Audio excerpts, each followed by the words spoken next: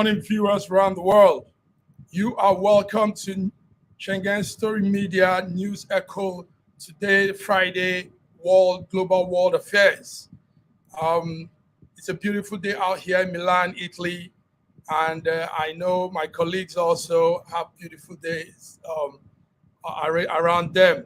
So today, Friday, 7th of July, 2023, we'll be giving you updates as it concerns Africans around the world, Nigerians.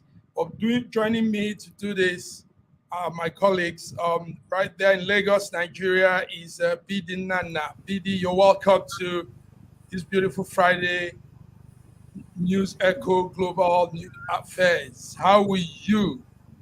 I'm all right. Massive, my good morning. Thanks for having me once again today. Our viewers all around the world, good morning. Let's do it again today, like always. Let's do it again today, like always. We can't do without the man in Russia. Russia, Moscow has a lot of inputs they bring into the program. Um, Godwin eBay, how are you this beautiful 7th day of July 2023? Are you there? Yes, come into the studio, my brother. Come in. Oh, I'm good. I'm good. How's everyone? Mark, BD, nice to see you all. Thank you, viewers, for Same tuning here. in. Nice to see you. Nice to see you. When I see you, I feel so confident because it brings the balance in the news. Is that not correct? You bring the Yes, balance. we want, we want, we want all perspectives. All perspectives matter. Absolutely. That's what matters. Absolutely. So, great people, you're welcome. This is News Echo. Today we're looking into world affairs for our global audience, and we're starting with a very interesting story out there in America. Cocaine was discovered in the White House on Sunday. Cocaine in the White House. It's a funny one. Anyway, the Secret Service is investigating the matter. They are checking visitors' logs. They are checking cameras. They are looking at a lot of things. According to the White House spokesperson, Karen Jane Perr is answering questions. Before we take your views, gentlemen, let's hear what she said about this cocaine in the White House. Cocaine Can in you the give White any more House. details on where the Secret Service found the cocaine in the West Wing and how it got there? So, as you know, this is under the purview of the Secret Service. They are currently investigating what happened over the weekend. So, I would have to refer you to the Secret Service on all of this. But one thing that I can share, that I'll share a little bit more information. As you know, the president and the first lady and their family were not here this weekend, as you all reported on this, and as you also know that they left on Friday and returned just yesterday.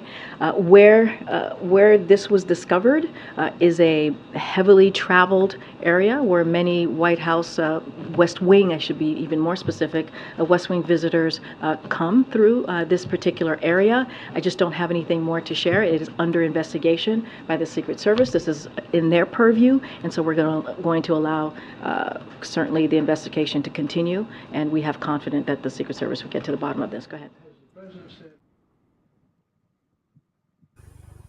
They have confidence that the Secret Service will get at the bottom of it. BD, how will you Sir? feel Asurok one morning they find cocaine in Asurok? I mean, cocaine in the White House. What's your view on this, BD? Everybody will be dazed. I'm telling you. It's like a surprise to everyone. White House.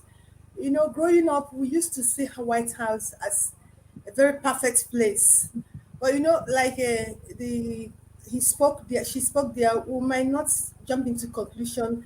Investigation is still going on, but it's been confirmed that it's actually a cocaine found at West Wing entrance of the White House, where tour people normally use the gates where the tour is used. So it's possible that it was a visitor that actually brought that into the White House. Having in mind that the president and the first lady and the children, they were not around. They traveled since Friday, just came back on Monday. So they might be out of this suspicion. You understand? So probably somebody who visited the White House drop that there, or maybe it's an intentional thing because cocaine is not something people use so openly. Maybe the person that did it intentionally. I don't know what the person's aim is, but for the fact that the area it was found, it's obvious that it's somebody that brought it into the White House. Maybe it's not a White House occupant that did that, but it's But truly, really, really good because we BD, used to. BD, the interesting thing about this is presently the president's son is going through some indictment, and part of the allegations on him is uh, uh, usage of cocaine, and now this is happening. So I'm not saying the son did this, but Yeah, is you yeah, know yeah, you're right. walking around that. Go ahead. You're right. Now, she was fast to tell us that the president was not in the country when that happened. But she did not Yeah, tell us if the children were there. What she said is that the president was not around, president and first lady, that they traveled. So with what you said, he could have a pointing finger, do you understand? But what I know is that anybody that did that, if it's not by mistake, it was intentional, considering the area it was found. It is area where tolls use, where you understand. So just come they through. say investigation is still going on, but it's really, really disgraceful act because I used to think that White House has the best security in the world. You understand? And even if it has, they have CCTV. They should be able to tell us, oh, this And happened and this is where it came from, this is where it came from. So for them to be telling us absolutely that there is eh, still investigation is still ongoing, well, we are ongoing. waiting. Let's see what they will come up with. Let's see what they will come up with. Dr. Godwin, I mean, I know it sounds very ridiculous you hearing this from your end. I mean, the White House, cocaine, the possession of cocaine, which is classified as, in America, cocaine is classified as Schedule 2 in their drug list, Schedule 2. And under the U.S. Controlled Substance Act, this is a serious crime, you know? Dr. Godwin, how do you see this? Cocaine in the White House? Am I audible? Yes, you are. Yeah, you are. Okay, you see, I respect all countries, and I actually love all countries that add so much value to the world, both culturally, technologically. For example, the US, and maybe materially, like the US, Russia, and all of these, really great powers that I love. But you see, also what goes on there, it's not always our business at this side of the world, because we didn't vote these people into power. We didn't vote them into power. They are they're answerable to the people who voted them into power. But and so I kind of have a laid back approach to these things. But what really baffles me is when they begin to preach to other people. When they begin to preach to other people as being the epitome of morals, or epitome of democracy, or epitome of security, or epitome of technological advancement, even people who are calling for assassination of other leaders in other countries, assuming that back at home they are safe. If they can call vaccination over there in other countries, then back at home they are safe. It also brings this into, I wonder what kind of what could they be smoking, or what substances are they using? This is terrible. Like, for you do not want the leader of your country to be operating on cocaine. We are not innocent. We are not innocent. We have alleged cases of our own president in Nigeria operating on drugs. I said allegations, so, but it's in the news. Just like this one now, the allegation of whether it's Biden or his family are using it, it's also allegation, but it's in the news. You do I as in Nigeria, I in Russia, you in all countries you are, Italy, Nigeria, you don't want to know that your country, the person who controls your armed forces, and also a nuclear state controlling the nuclear forces, is on substance. You don't. It's not comforting. So that's the only issue I have. They're not answerable to me, but they're answerable to their voters. But at the same time, don't go about preaching or throwing stones if you live in a glass house. The world needs more of love, diplomacy, mutual understanding of national interest, strategic interest, and of course, this is beneficial to the poor.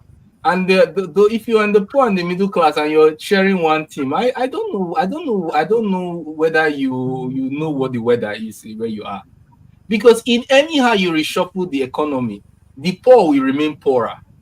So if there's a general promotion, general upliftment, the poor benefits because there's a general upliftment. It's just like when you raise minimum wage, the poor taps into it. Whether you don't know whether it's skillful or not skillful, you will tap into it.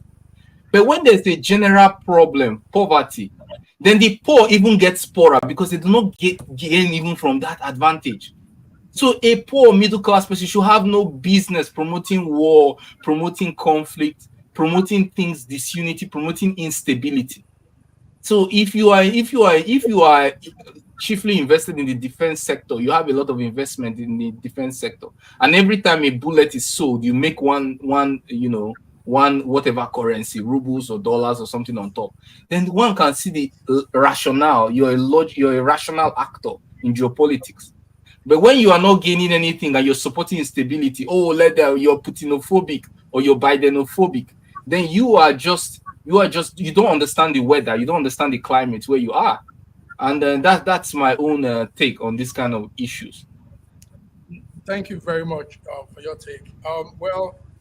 The spokesperson, Jane Pereira, has said they are looking into it. The Secret Service have not responded yet. Comments that were sent out did not given any. The press questions and everything, they've not said anything about it yet. So it's such a delicate issue. They're taking their time. They don't want to respond anyhow because it's actually a slight, a big shame on the presidency, on the White House and American government. Cocaine in the White House. Thank you, gentlemen. Let's move on to something that really affects Europe and most part of the world too. Dr. Godwin, I know you're following that up. Ukraine and Russia are both accusing each other of planning to attack Europe's biggest nuclear plant. We all know that nuclear plant is right there. I think that. So, yes, it has been an issue here in Western Europe. We're following it. On Wednesday, Ukraine and Russia were both accusing themselves that this one was saying, you want to blow up the nuclear plant. The other one would say, no, it is you. But neither of them provided evidence to support their claim of blowing up the place. The nuclear plant, as we know, has been a focus of fear since this Ukraine-Russia war, and everybody's eyes there. Regular power outage resulting from shelling made it impossible to operate the plant safely for the past few months now. Now last year, I remember United Nations repeatedly raised alarm over the possibility of irradiation that could come as a result of the catastrophe in that nuclear plant. So I don't know, Dr. Godwin, what do you hear about this? Because here in Western Europe, there's a little bit of panic. People are citing example of what could happen if that place is blown up. You know, we'll have a repetition of the Chernobyl explosion that happened in 1986, and that wasn't fair. That wasn't a pleasant experience at all. So the nuclear plant in I think that place is called Zaporizhia. Zaporizhia. Yeah, Zaporizhia. Okay. Zaporizhia. Zaporizhia. Good. Go ahead. What do you know about that trading? What's happening there from the Russian side? What do you know? Okay. What you should understand is that first of all, it's under control of Russia at the moment. Secondly, it is irrational for the controlling side to want to blow it up. You know, there's been, if you want to just put sentiments aside and talk with some logic. It's irrational for the controlling side to want to blow it up. Instead, it's more likely that the side that isn't controlling will want to seek control because it powers the whole sector, the whole. I mean, when at full capacity, powers the whole region, and it's a very good strategic asset to be in control of. That's number one. Number two, I would like to say that Russia has never nuclear bombed anybody, never ever. Like you rightly said, Chernobyl was a disaster, and Russia has never used nuclear weapon as a tool of offensive weapon, unlike some other countries. I'm not going to mention them because that's not the focus of my discussion. It's just to say that Russia does not have a history of using nuclear weapons as a offensive weapon. That's number two. Number three, you recall that depleted uranium stockpiles as ammo, which was supplied by the West to Ukraine. Russia had been campaigning against it and saying these depleted uranium weapons, as it's called, could really emit rays. And do you understand that why the IAEA say they have no evidence of that? They are also not, rejecting it. They're just saying they have not enough evidence to make a conclusion. But we all know that, yeah, it's possible. And it's such a pity because Ukrainian soil is such a fertile soil that is feeding the world, feeding Africa with uranium. After Russia, you'll be talking about Ukraine being second in wheat export. Such a fertile ground. You put a stone there to grow into something, And it's such a fertile. I hope you understand my exaggeration, but yeah, it's such a fertile ground to be exposed to rays. Apart from the also side effects of people who are going to suffer, people, animals that are going to suffer. So yeah, peace is good to prevent escalation, but then the notion that Russia is likely going to be the person to want to escalate or to blow up the nuclear power station is very far-fetched and unrealistic. We also have other related accusations of indiscriminate attack, and we are also getting reports that Ukraine will soon be supplied with cluster bombs. My God, if you have seen how Iraq, Afghanistan were devastated, Syria ongoing devastated, you understand that cluster bombs it's just a bad idea. So this idea of winning at every cost, how do I put it, being too deeply invested in the war is preventing negotiation. Recall that Russia and Ukraine already almost reached an agreement, and then after the visit of UK Prime Minister then Boris Johnson, wow, they just ghosted the negotiation team. And then Zelensky says he won't negotiate until he gets Crimea back. I don't know anybody in the West who really believes that. They really think in their mind that their real mind, though, like without the politics and the patriotism cries, in their mind, really think that Ukraine will get Crimea back. Even Obama doesn't think so. So it's really showing that there's absolutely grandstanding and not enough room for diplomacy. So basically, that's my take on the nuclear power station. Diplomacy will prevent escalation mostly from the side that isn't controlling it. And of course, weapons, when you shoot somewhere, you can fly somewhere else you didn't intend to. Unintended consequences are possible. So that's why the diplomacy is necessary to create some buffer zone around that area. After all, Russia and Ukraine are exchanging prisoners every day. Yesterday, some prisoners were given to Russia, and Russia gives more. And actually, Russia gives more Ukrainian soldiers than they take back for Russians. You see? Thank you very much. PD, I know you're wondering why we're saying this, but you see, I want to ask. let me. I'm coming. I want to ask Dr. Ibe a question. Yes, because I want to put something to you. Why we're bringing up this international atomic energy discussion is because, as at yesterday, for example, Western Europe were panicking because this thing will affect electricity.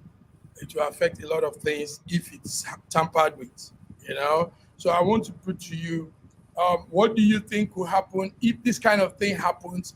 What will happen to Africa? How, I mean, can Africa survive without all these support? Last 2 weeks, we had Ukraine is coming to build a grain station in Nigeria, and all of this playing out. So, what do you think will happen if there is this sudden explosion from the International Atomic Energy Agency? And how do you think it will affect Africa? How do you think you survive, you pull through if it happens? We know it might not happen. Did Yeah, we pray it doesn't happen, but certainly it will affect Africans very well. And me, in the other way around, I might even want it to happen, maybe probably to help our Africans to think and look inward and see what they can do for themselves. Because this over dependency on Western world is not good for them. That's what I think. Now, my question, I want to ask Dr. Ibe a question. Dr. Ibe, yes, I know this power is under the Russian. What don't you think that Russia might even try to do that to indict Ukraine? Another thing now, considering that about years ago, UN actually complained about the radiation that's coming out from that, and being that it's Russian is over it, don't you think they might do that to indict Ukraine? Because if you look at this war, like you said, they already had an agreement they've discussed before the British Prime Minister came, and everything is like they're starting all over again. Don't you think? And to them, they know that when it comes to, a lot of people, a lot of countries are in the side of Ukraine. They might do that to indict Ukraine. Are you not thinking in that direction? Okay, very, very, very important question. I would like to be visible while I answer that question, Ma. Yes, because I like to see her face and yeah. Yeah. Okay, let's go through. Let's try to cancel some propaganda first of all. Let's start. Number one, most of the world supports Ukraine. False, like a big lie. G7 is not the most of the world. Most of the world are either neutral or support Russia. Most of the world by population. Either they are neutral or they support. And because of the financial pressure of the West, neutrality already means support. Because the threat of sanctions and the power of the dollar international trade. If you muster up the courage to say you are neutral, you are already giving signs that you are not comfortable with the Western policy. Everyone already understands that. Russia, for example, we never ask you to support them. Russia will all be okay with you to your neutral because they understand. Russia will never ask you to support them. They are okay.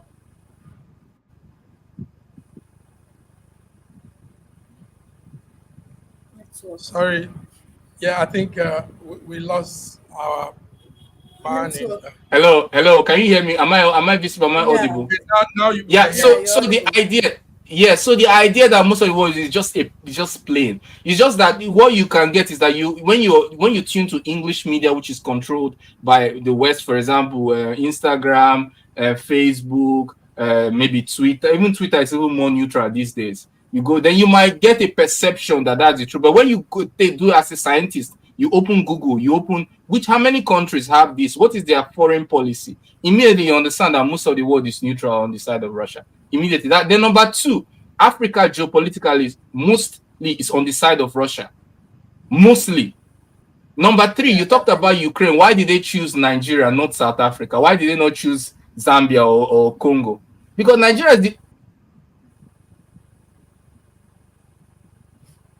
This network, what's your problem this morning? It's okay. Yes, moving on. I need to get his stand on that. Nigerian is the only. I really need to get his stand on that. I hope he comes back. When his network comes back. Well, as it is, viewers, you're still tuned on to today, Friday, the 7th of July, and we are giving out informations on our News Echo World Affairs for our global audience.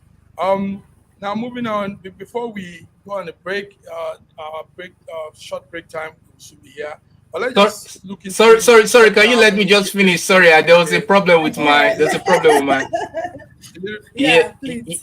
yeah. Could I just round up? I think there was an issue. I'm trying Yeah. to sort that. Okay, so We are not interested in that. Saying Nigeria is what? I said that Nigeria is one of the few countries that can accept that Ukrainian stuff, because Nigeria is one of the few ex-British colonies that not in BRICS that has some kind of policy that allows room for this. South Africa will not accept this kind of thing, though Ukraine to hold something in this thing in their country, because they understand that their policy has to be really neutral, or they are heading towards BRICS multipolarity. They understand that. So Nigeria, you can see Nigeria does not have a clear policy. Nigeria is not invited to BRICS. Nigeria would like to join, but their membership will not be approved, because the clear foreign policy is not, the foreign policy is not clear, and they don't really believe we can. Do you know what Nigerian foreign policy is in terms of? Do you know what it is? Because me, I don't. Yeah, I do. Yeah. Yeah. So I mean clearly a lot of gibberish without real substance. Maybe in the new administration we'll get it clearer, but for the time being, there's a lot of gibberish, no clear substance in terms of foreign policy and multipolarity. Also, you talked about Russia probably being the one to do that. I started my conversation with a history of Russia not applying nuclear bomb. From the Soviet Union to Russia, they don't have a history. You know, when you want to, even in the court of law, when you want to accuse somebody that's alleged of doing something, you say, what are the criminal record? What is the record? Is there any history of applying nuclear? Russia does not have that history. Yes, but the US has history of that. But the US is supplying Ukraine, and at the same time, the UK supplied Ukraine with depleted uranium weapons, which Russia and many countries agree that yes, it is a potential hazard to the soil. Russia is not using uranium weapons. Russia is not using even depleted ones in Ukraine. But so the allegation, when you take the record, criminal history, you take the likelihood that a controlling person in the nation is less likely to be the one to blow it up, then you understand that there's much more propaganda than substance. And diplomacy is the answer. The aim is not to blame Ukraine or to blame Russia, but the aim is to say that diplomacy is the answer, and false accusation will not cut it, as it has not done up till now. Thank you very much, Dr. Ibe. Thank you also, PD, for putting that question, because we need to know how all of this connects with Nigeria, with Africa. A viewer here, John Titiloye, has put up a comment. He says, if a country like US pays a chunk of the UN finance, they should have a controlling power. So thank you, John. Thank you, John, for that. Thank you. We ask our viewers to keep chunking out. That's exactly what is happening. And that's exactly what's happening. That's exactly what's happening. Keep bringing in your comments. This is it. We'll go on the break now. News Echo today, Friday the 7th. Here we're giving out our world affairs to our viewers. So we'll go on a short break, gentlemen. And when we come back, there's a lot to say. There's a war, a social media war has been set on fire. And let's see who wins that war. So come be with us as we come back on our second segment. Thank you.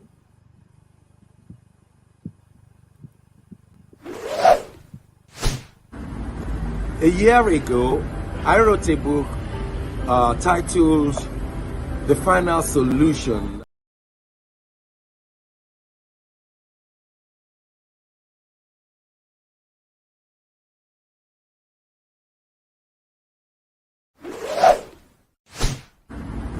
A year ago, I wrote a book titled The Final Solution, and I was trying to say to the rest of the world that there are challenges ahead.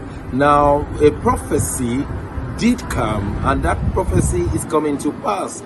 But I'm telling you, the final solution has been found many years ago in the Bible, because the Bible simply says righteousness exalts a nation and sin is a reproach to the people. So I want you to know that you can get solutions to problems in Ukraine, in Russia, in Nigeria, indeed all parts of the world.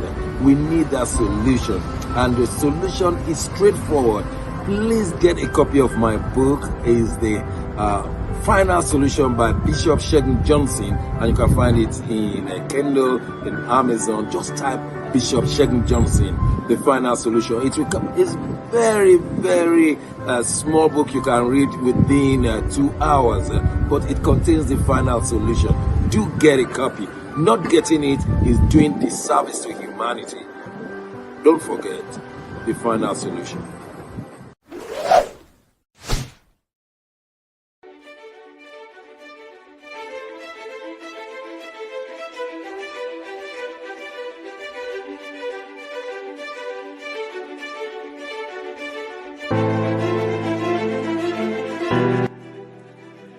Hi there, I'm Mary Keurig, and I am a businesswoman in the United States, but I'm also the Global Content Vice President for the Sub-Saharan Open University in Nigeria. I could not be prouder to work with Dr. Osita Anamika and his team on helping to create not just entrepreneurs and skill-based talent that will get out into the workforce and make a living for themselves, but also young leaders. And to that end, with this integrity-rich university environment that's accredited now, and it's just an amazing opportunity for anyone there of any age to jump on board and learn, we want to let you know about a new offering that we have. We have a global governance and diplomacy course now provided by a whole team of people that crosses several countries to put together these resources and lots of great information for those of you who might be on the path toward public service and diplomatic service, NGO leadership, that sort of thing. We hope that you will walk through this open door and enjoy.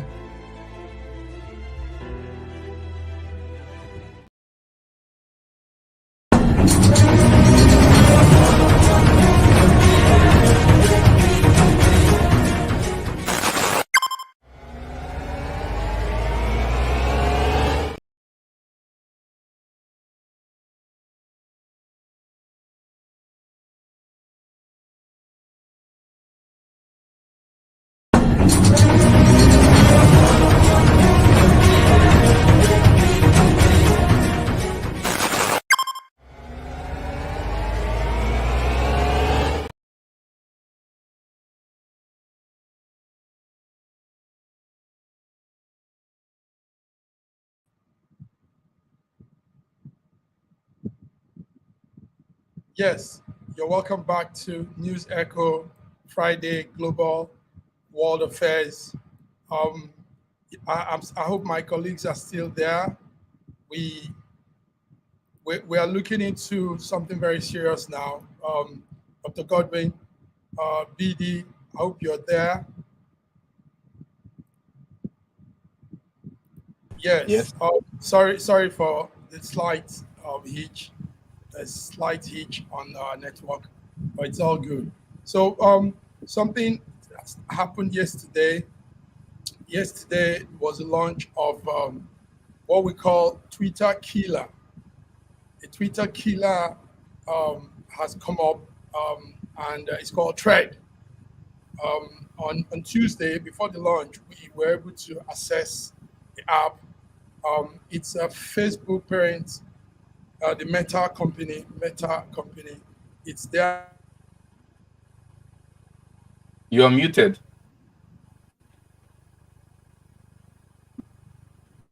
Can you hear me? Yes. Yeah, you okay now? You are muted again. Why are you? It's okay. It's the slight hitch you get in this technology we have today. Can you hear me now? Okay? Yes. Thank Yeah, you. you're very So you're welcome. You're welcome back to News Echo Global News Affairs. Yesterday was the launch of what we call the Twitter Killer. Twitter now has a rival, and it's called Thread. We were able to access it on Tuesday. It's a product from Facebook, the Meta company. And they launched it on Wednesday and officially did some presentations. They did some presentations on Tuesday. Now, Thread is on. Just yesterday, gentlemen, it had 10 million subscribers within 1 hour. 10 million people subscribed. So Thread is on, but Thread is starting off a very strong face-off with Twitter, and this is bringing a lot of problems. Now, as of yesterday, the Twitter company filing a case against Meta, Facebook. Yesterday morning, also, the wars, like verbal war between the two companies started, because what we're seeing is that remember when Twitter took off, released and sacked some of its staff, what happened was Meta, Facebook, took those staff, and because those staff were very good programmers and they understood the logic, the rudiments, the essence of bringing up something like Twitter. So what Facebook did was recruit those staff that were laid out by Twitter and now use them to create Thread. Gentlemen, I hope you're following the story. But before we continue, let's welcome Sir George from Toronto, Canada. Sir George, you're welcome. Well, thank you so very much, Godwin and Dr. Ibe, Biddy, and Max Godwin. Welcome. Yeah, so gentlemen, that's what's happening. It's a hot one going on. Twitter has threatened to sue Meta after this rival app Thread gained so much attention. As I yesterday, like I said, just within 1 hour, they had 10 million subscribers. I was one of them too. And Twitter is also threatening them with a lawsuit that the company took some of its staff that were laid off and used them to create something similar to their own product. So this is what we're seeing. As of this morning again, the attorneys representing both companies have started issuing out letters. Accusation is flying around. A lot of things are going on. So I don't know if you guys are following this story. It's interesting. If you're a social junkie like me, it's some interesting story. Let me start with Sir George. Sir George, how are you seeing this from your end? A new product called Thread, and it's taking attention already. Facebook new product. Well, you know what? Like I said before, let's just give you a general scenario of what is going on right now. Mm-hmm. Twitter started messing up when this man took over. Now, he's been unhinged, and it's almost like we don't know whether he's coming from the left, right, or center. And now somebody's taking advantage of all his messes. But you know this lawsuit, you know what this lawsuit is going to do? It's going to give Zuckerberg and Thread free commercial, free advertising. The whole world is going to be talking about it. So the man wouldn't even spend a dime. Not that he needs to, but right now, all the news everywhere around the world is going to be talking about it. And therefore, he will have like $10 trillion worth of free commercial. And people will know about Thread even more because a lot of people are getting tired of Twitter and this new CEO. That's the problem. You fire people today, you want to bring them back tomorrow. You don't know what's going on. You declare war with them, you want to do a brawl with them on a stage. This is happening right now. So this is good for Zuckerberg. Either way you cut it. I'm looking at the whole entire thing because the problem is this man came. He's like, I'm wondering, how can you be so intelligent and so stupid at the same time? Doesn't make any sense, because look at what he's been doing. So now the last one that happened, he just played into Zuckerberg's listing, increasing the prices of those. If you don't pay a certain amount of money, you can only limited to read certain amount of news or whatever on Twitter. So I'm sorry, but you snooze, you lose. That's what I see. Whether he's suing him or not, suing him is helping him promote his product. That's it. Suing him it's incredible how in one day, 10 million. In one day, more than 10 million people already subscribed. That's Go ahead, Dr. Ibe. I know yeah. you're waiting to. Ibe, what's your Go take? ahead. Go ahead. Go ahead. I obviously don't agree with any of that. I know you don't, but go ahead. I don't, absolutely. The reason why I say this, but I want to tackle all these points one by one. Okay. Number one, you mentioned him flopping without mentioning one flop. Putting a limit on tweets is not only him that is, even Reddit has a limit on what you can read, and the reason was given clearly, and the reason is a fact. There's AI scraping of content from Twitter that allows AI to adjust itself to Twitter's algorithm and Twitter content, which is proprietary. This is a fact. It's not something to argue about. Number two, resources. A free user having unlimited amount of load on the server who is not paying for it. You have two ways to generate money. And that the user itself is the product. You're generating money on the data of the person, or you generate money through adverts. In either case, there has to be a balance to offset the cost of the user using the service. So having a limit, having a commercial limit to leave your company sustainable. Remember when he took over, it was not profitable. It's not that it was like a very profitable company. He came to took over and the company started making money. It was not profitable. CEO left. So that's the first one. So the idea that he went crazy to do that, I've not had one mess up in that based on even though you've made so many, but I've not seen one because that's a right decision. And he raised this limit. About the last decision. The last one.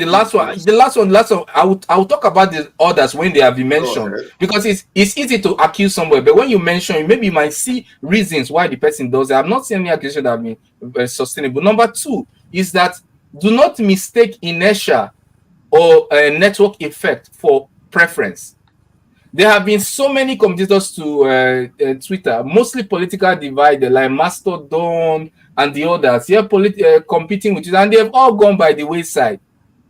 Truth Social, all the other, they've all gone by the wayside because there's a difference between when people are just getting into something for the fun to check it out, or maybe because they're using one of the other product and then they begin to use a new product. Of course, and Facebook controls 80% of all social media traffic, 80. And that is about 2 billion people. Out of 2 billion people, 10 million is just hardly 1%. Hardly 1%. It's not something to say that they are getting less than 1% of their user base in all their products. So they are definitely working on inertia, not preference. Time will tell, just like the others have fallen by the wayside, to understand if people prefer threads. I'm not saying that people will not prefer thread, but I'm saying it's too early to judge. There have been so many of these. But does Facebook have the capacity to compete with Twitter? Yes, they do. They control 80%, but it is clear that when you talk about politics or journalism, the preference is Twitter, full stop, preference. When you talk about politics or journalism, the preference is Twitter. Then the last but not the least is that the disagreements with Elon Musk has been based on his free speech approach, the ability to allow everyone.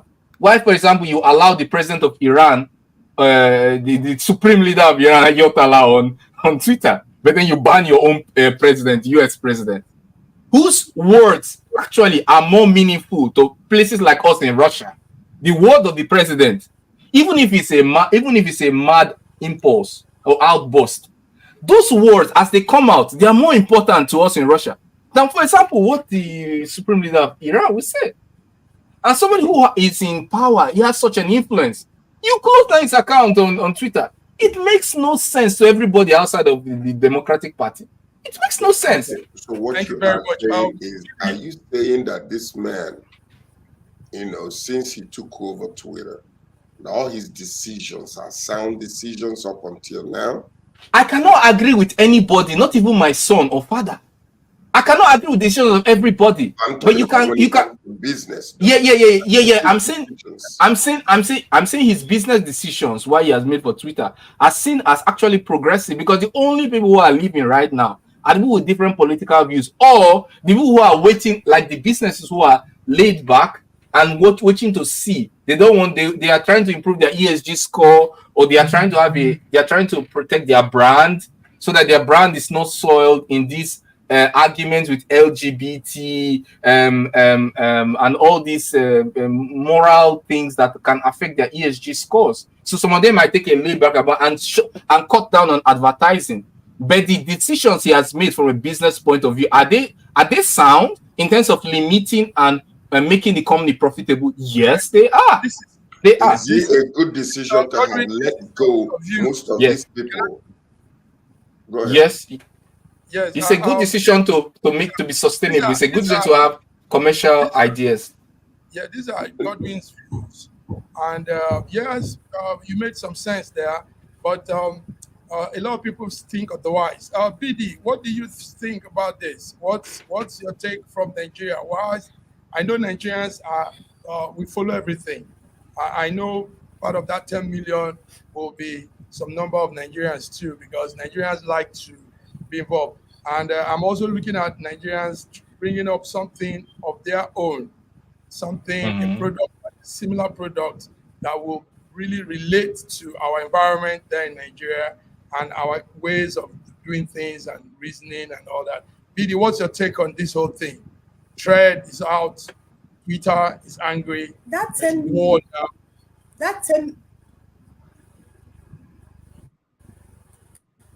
million you're talking about, probably you saw it within an afternoon yesterday.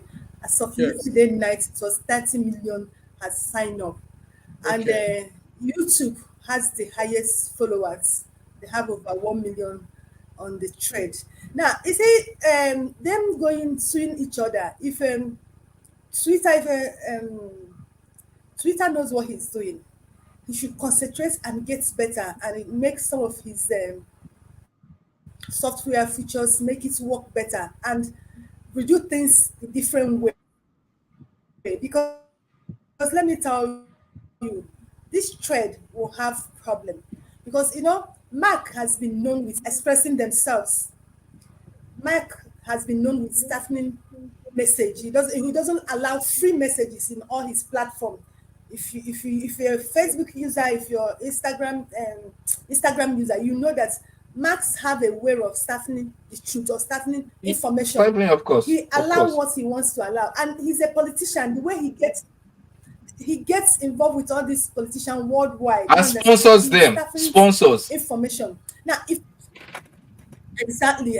So if Elon Musk will cue into this and do things differently, because you remember when he bought Twitter, he promised people free speech. And at a time, he stopped doing what he promised people. That's where he started having problems. And dismissing his staff the way he dismissed them. Now, this is like what he has done is coming back to him. When he was dismissing this staff, he never talked about the capacity of these people, what they can do. Do you understand? So, in as much as this has been done, if we go in and look into what he can do, I'm telling you, people will rush. Even you're talking about African Nigerians. As of yesterday, I was even ashamed of myself. And the way people queue into that, I didn't even want to open. I was like, Nigerians, even if you go to my page now, you will see that I said, Nigeria, Africa, what is our problem? Why are we always the target markets? I am telling you, I felt so ashamed of myself. Anywhere they go, they know that we are the first markets. And they got it. He got it yesterday. Do you understand? So the only thing, if Elon Musk will queue into is, Mark is a politician. He's going to staffing people. Most of the things people enjoy in Twitter, they will not get it in this thread. He might try to do it earlier, but within time, as time comes, he will staffing the truth, he will staffing the message, the free flow of messages in that thread. So if Elon Musk, but isn't that a speculation though? Because Didi, what you're saying it's not a speculation. I have been a victim. I have been a victim. It's not a speculation. I am a witness. I am a witness. I am a witness. What I'm saying is this: to say that he is going to do this, he's going to do that. Right? No, it's not. I am a witness now. I am a witness. To what? I'm a witness to stifling of free speech. I am a witness, and I can tell the viewers right now. But when it comes to Thread competing with Twitter, Competition is good. That's not what she's talking. She's saying he has a history of stifling. I can attest to because I have a witness. I can talk about mine. Direct competition with Twitter. Why would you say that he is eventually going to do it? You might even look at it and say, because if he does it, if it is going to affect his business, it's one company. It's one company. Meta. It's one company. They have a policy. How can one company have three companies with different policies? It's one company, Meta. They will have the same policy. Are not doing the same thing. But they have a policy, a company policy. The company is Meta. That's it does it in Facebook and Instagram. Why would he do it in Thread? It's one company. It doesn't. It doesn't. It's like putting a lipstick on a pig. It's the same. It's even a threat. Let me tell you. I want to say something. This is even a threat to the world. If they allow this threat to fly, it's a threat to the world. Because this guy is going towards, controlling the world with all his platform. If Nigeria 80% have sense. But what are you going to do about that? Because 80% of social media traffic. Twitter cannot stop threat. This is what we know for sure. Twitter, the only thing we can. If Elon Musk, we don't knows what he's doing, let him go back. Respect the guys.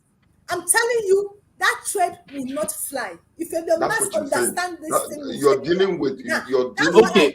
Don't forget who you're dealing with. No. I don't believe that thread will not fly. Yeah, I don't believe that thread will not fly. I don't believe that thread will not fly, but it won't be. It won't. It's unlikely. It will not kill. It will not kill Twitter. The one we are saying. Yeah, it can't. It can't. It's not possible. It doesn't seem likely. But they will compete. They will compete. They will compete. Of course, how the competition is allowed. What we need to talk about is the lawsuit. Is it going to be successful?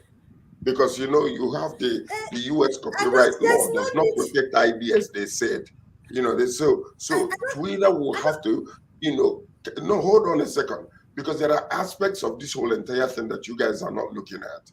Number one is the lawsuit. Is it going to be successful, or is it going to actually help Thread to spread?